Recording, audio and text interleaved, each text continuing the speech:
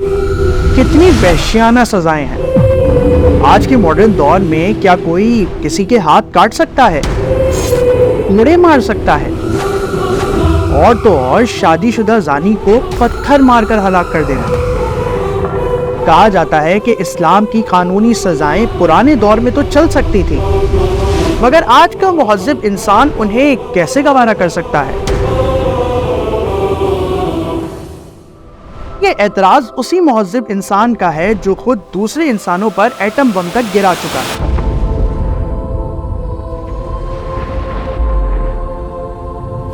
اس نے ہاتھ ہی نہیں کاٹے بلکہ پورے جسم کے پرخچے اڑائے ہیں۔ Let there be no mistake. We shall completely destroy Japan's power to make war. لہٰذا یہ کہنا تو کسی طرح درست نہیں کہ آج کا انسان دوسرے انسانوں کو سزا پاتے سرے سے گوارا ہی نہیں کرتا۔ گوارا تو وہ کر رہا ہے، بلکہ پہلے سے زیادہ سخت سزاؤں کو گوارا کر رہا ہے۔ فرق صرف ویلیوز کا ہے۔ جن چیزوں کو وہ خود غلط سمجھتا ہے ان پر تو خوب دل کھول کر سزا دیتا ہے۔ رہا لذت کے لیے زنا کر لینا تو اس پر سزا تو کیا، ملامت بھی گوارا نہیں اسے۔ لیکن برو، زنا سے ایسا کیا ہو جاتا ہے کہ اس پر اتنی سخت سزا دی جائے؟ زنا کا آخری اور لاجیکل اینڈ ہے پوری سوسائٹی کی موت۔ پوری سوسائٹی کی موت؟ Are you serious? دیکھو، سوسائٹی انسانوں کے ملنے سے بنتی ہے، مگر کیا وجہ ہے کہ جاپنیز سوسائٹی صرف جاپانیوں ہی کے ملنے سے، یا جرمن سوسائٹی صرف جرمنز ہی کے ملنے سے بنتی ہے؟ دنیا کی ہر چیز بنا ڈالنے والے چائنیز آخر جاپانی یا جرمن سوسائٹی کیوں نہیں بنا سکتے؟ کیونکہ چائنیز کی ناک جاپنیز اور جرمن سے چھوٹی ہوتی ہے نا۔ فرق ناک یا باقی شکل و صورت کا نہیں، بلکہ سوچ، اخلاق، معاملات، کلچر اور ویلیوز کا ہے۔ کسی سوسائٹی میں موجود لوگوں کی سوچ اور فکر ہی وہ چیز ہے جو اسے ایک مخصوص سوسائٹی بناتی اور اسے دوسری سوسائٹیوں سے الگ کرتی ہے۔ لہٰذا سوسائٹی کی ایگزسٹنس اور کنٹینیوشن کا سارا انحصار اس پر ہے کہ اسے ایسے افراد مسلسل ملتے رہیں جو اس سوسائٹی ہی کی سوچ اور فکر رکھتے ہوں۔ یہ ضرورت پوری تبھی ہو سکتی ہے جب سوسائٹی میں بچے پیدا بھی ہوں اور ساتھ ان کی مطلوبہ تربیت کا انتظام بھی ہو۔ جہاں تک بچوں کی پیدائش کا تعلق ہے تو اس کی دو ہی ممکنہ صورتیں ہیں، نکاح سے یا پھر زنا سے۔ لیکن جس معاشرے میں زنا عام ہو وہاں نکاح کم ہوتے ہوتے بالآخر بالکل ختم ہو جاتے ہیں۔ وہ کیوں؟ اس لیے کہ جہاں ذمہ داریاں قبول کیے بغیر خواہشات نفس کی تسکین جائز کر دی جائے تو پھر وہاں نکاح کا رول بالکل ایسے ہی بے معنی ہو کر رہ جاتا ہے جیسے جہاز میں بغیر ٹکٹ سفر کرنا بھی جائز ہو، مگر ساتھ ٹکٹنگ کا نظام بھی موجود رہے۔ اگر ٹکٹ ایشو کرنا ہے تو پھر بغیر ٹکٹ سفر کرنے پر پابندی لگانی ہی پڑے گی۔ یوں نکاح ختم ہو جانے سے سوسائٹی میں بچوں کی پیدائش کا سارا انحصار زنا پر ہی رہ جاتا ہے۔ چلو ایسے نہیں تو ویسے سوسائٹی کی ضرورت کے لیے بچے تو مل جائیں گے نا؟ جی نہیں۔ اول تو زنا سے بچوں کی پیدائش کا امکان ہی بہت کم ہوتا ہے، کیونکہ اس کا پرپس بچہ نہیں بلکہ لذت ہوتا ہے۔ لیکن بالفرض سوسائٹی کو زنا سے بچے مل بھی جائیں تب بھی ان بچوں کی مطلوبہ تربیت نہیں ہو سکتی۔ پیدائش نہ ہونا تو سمجھ میں آتا ہے، مگر تربیت وہ کیوں نہیں ہو سکتی؟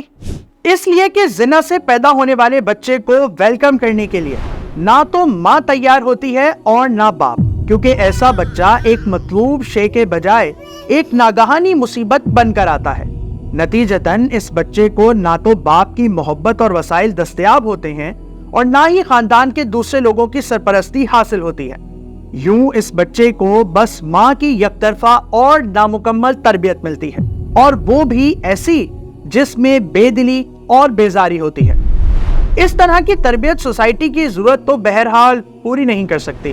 اس طرح زنا کا لازمی نتیجہ یہ ہے کہ سوسائٹی کو وہ لوگ مل ہی نہ سکیں جو اس کو قائم رکھنے کے لیے درکار ہے، جس کا مطلب ہے پوری سوسائٹی کی موت۔ اس لیے زنا کا جرم قتل کی طرح ہے، بس فرق یہ ہے کہ قتل کا نتیجہ فوراً سامنے آ جاتا ہے اور محسوس کیا جاتا ہے، جبکہ زنا غیر محسوس طریقے سے آہستہ آہستہ پوری سوسائٹی کو کاٹتا چلا جاتا ہے، بلکہ سنگینی کے لحاظ سے تو زنا قتل سے بھی بڑھ کر ہے، اس لیے کہ قاتل تو ایک یا چند لوگوں کو قتل کرتا ہے، جبکہ زنا پوری سوسائٹی کی موت کا باعث بنتا ہے۔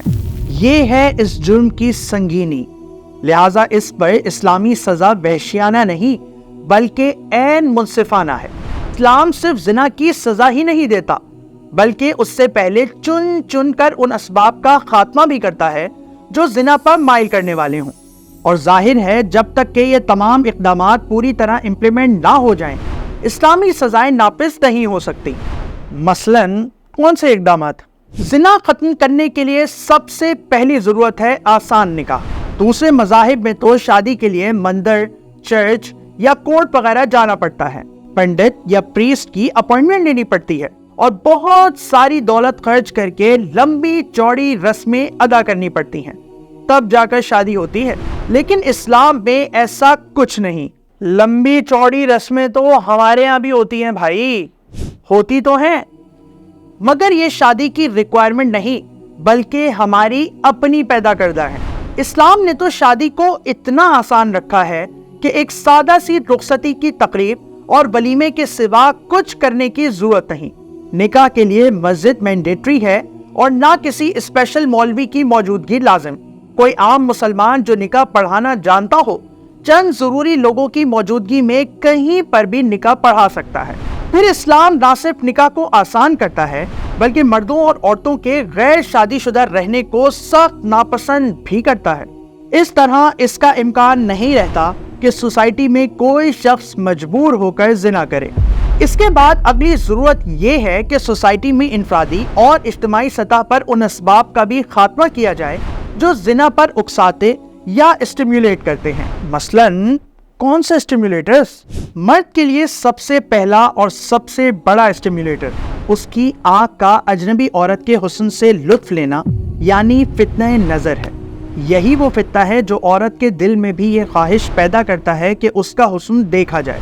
یہ تو بہت معمولی چیزیں ہیں یار، اس سے کون سا کوئی مرد بدکار یا عورت فاحشہ ہو جاتی ہے؟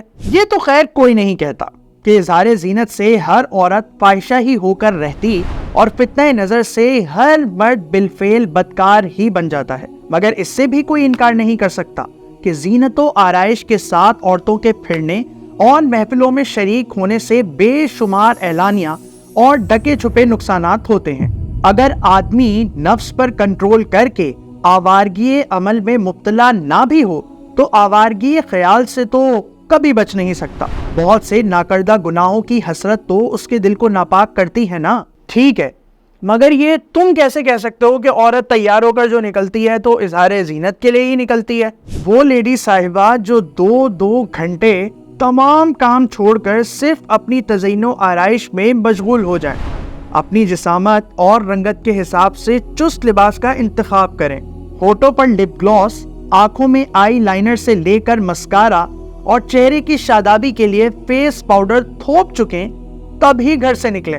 اگر اس سب کا مقصد مردوں کی نظروں میں کھپ جانا نہیں تو آخر ان محترمہ میں آرائش کا اس قدر شوق پیدا ہونے اور طوفان کی طرح بڑھنے کا سبب کیا ہے؟ اور کیا یہ جنون انہی پرشوق نگاہوں نے پیدا نہیں کیا ہے جو بازاروں، دفتروں اور دوسری تقریبات میں بنی صبری خواتین کا استقبال کرتی ہیں؟ بات تو لاجیکل ہے، تو اس کا سولوشن کیا ہے؟ اس کے لیے اسلام مرد اور عورت دونوں کو نظریں نیچی رکھنے کا حکم دیتا ہے۔ اس کے ساتھ عورت کو ہر اس زینت اور ہر اس آرائش سے منع کیا گیا ہے جس کا مقصد شوہر کے سوا دوسروں کے لیے لذت نظر بننا ہو، حتیٰ کہ ایسے عبائے سے بھی جو آئی کیچنگ ہو۔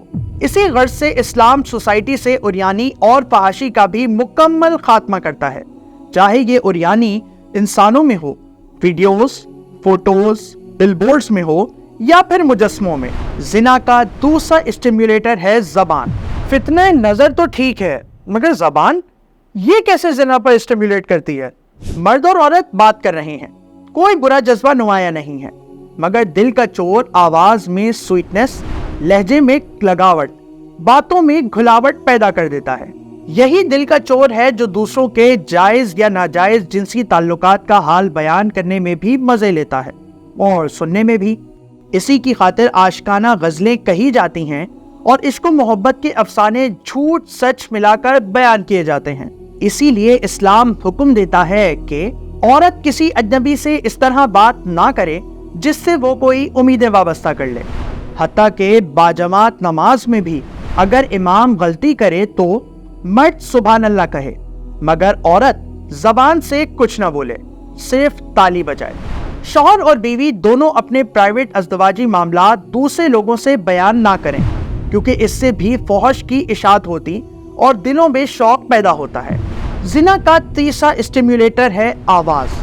بعض اوقات زبان خاموش رہتی ہے مگر دوسری موومنٹ سے لسنر کو متاثر کیا جاتا ہے۔ اس کا تعلق بھی نیت کی خرابی سے ہے، اس لیے اسلام اس کی بھی ممانعت کرتا ہے۔ اگرچہ بہت ڈیلیکیٹ، لیکن خوشبو بھی ایک شریر انسان کا پیغام دوسرے شریر تک پہنچاتی اور اسٹیمیولیٹ کرتی ہے۔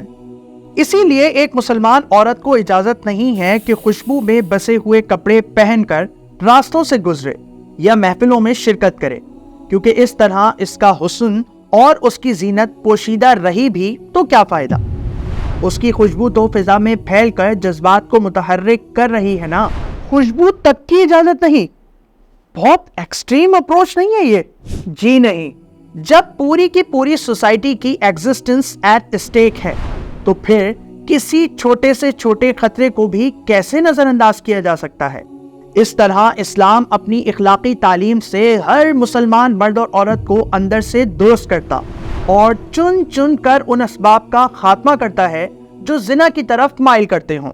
لیکن اگر کوئی پھر بھی مائل ہو جائے تو اس کے لیے اسلام مردوں اور عورتوں کے درمیان ایسے حجابات حائل کرتا ہے کہ اگر کوئی زنا کرنا چاہے بھی تو اس کی اپارچونٹی ہی نہ ہو۔ مثلاً یہ حکم کہ شوہر کے سوا کوئی مرد کسی عورت کے پاس تنہائی میں نہ رہے اور نہ اس کے جسم کو ٹچ کرے۔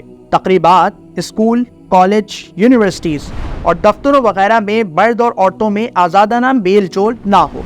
حتیٰ کہ عورتیں اگر مسجد بھی جائیں تو مردوں سے الگ اور دور کی صفوں میں نماز ادا کریں۔ مرد اور عورتیں اپنے سطر ڈھانپ کر رکھیں، مطلب مرد ناف سے گھٹنوں تک اپنا جسم چھپائیں، جبکہ عورتیں ہاتھ، پاؤں اور چہرے کے سوا تمام جسم چھپائیں، حتیٰ کہ اپنے باپ، بھائی وغیرہ کے سامنے بھی نہ کھولیں۔ عورتیں بغیر ضرورت گھروں سے باہر نہ نکلیں۔ تو کیا عورتیں ہر وقت گھروں میں بیٹھی رہیں؟ عورت کے قیام کی اصل جگہ تو گھر ہی ہے۔ گھر سے باہر کی ذمہ داریوں سے انہیں اسی لیے چھوٹ دی گئی ہے کہ سکون کے ساتھ اپنے گھروں میں رہیں اور پوری یکسوئی سے گھریلو زندگی کے فرائض انجام دیں۔ تاہم اگر ضرورت پیش آئے تو گھر سے باہر نکلنا بھی جائز ہے، مگر یہ اجازت نہ غیر مشروط ہے نہ غیر محدود، بلکہ عورت کے گھر سے نکلتے وقت نہ لباس میں کوئی شان اور بھڑک ہونی چاہیے جو نظروں کو مائل کرے، نہ چال میں کوئی خاص ادا جو نگاہوں کو متوجہ کرے، نہ ایسے زیور جن کی جھنکار دوسروں کو سنائی دے۔ اس طرح اسلام آسان نکاح سے یہ انشور کرتا ہے کہ کوئی زنا پر مجبور نہ ہو، چن چن کر زنا پر اکسانے والے اسباب کا خاتمہ کرتا ہے تاکہ کوئی اس پر مائل نہ ہو، عورتوں اور مردوں میں حجابات حائل کرتا ہے تاکہ زنا کی اپارچونٹیز ہی نہ ہوں۔ مگر جب کوئی یہ سب فینسز توڑ کر بالفعل زنا کرے تو ایسے شخص کے شادی شدہ ہونے کی صورت میں پتھر مار مار کر ہلاک کرنے اور غیر شادی شدہ ہونے کی صورت میں 100 کوڑوں کی سزا ہے۔ ایک مجرم کو سرے عام عبرتناک سزا دینے کا ایک فائدہ یہ بھی ہے کہ دوسرے لوگوں میں زنا کا رجحان اگر ہو بھی تو ہمت بہرحال باقی نہیں رہتی۔ اس طرح اسلام ایک مجرم کو سخت سزا دے کر باقی پوری کی پوری سوسائٹی کو موت سے بچاتا ہے۔ لیکن اگر کسی پر جھوٹا الزام لگا کر پھنسا دیا گیا ہو تو کسی بے گناہ کو یہ سزا ملنے کا کوئی چانس ہی نہیں، اس لیے کہ جرم زنا کے ثبوت میں 4 گواہ لازمی ہیں، گواہ بھی چشمدید، یعنی جنہوں نے مجرم کو خود اپنی آنکھوں سے زنا کرتے دیکھا ہو، اس کے بغیر سزا نہیں دی جا سکتی۔ یہ ہے وہ اسلامک سوشل سسٹم جس کے نفاذ کے بعد زنا کا مکمل خاتمہ ہو جاتا ہے۔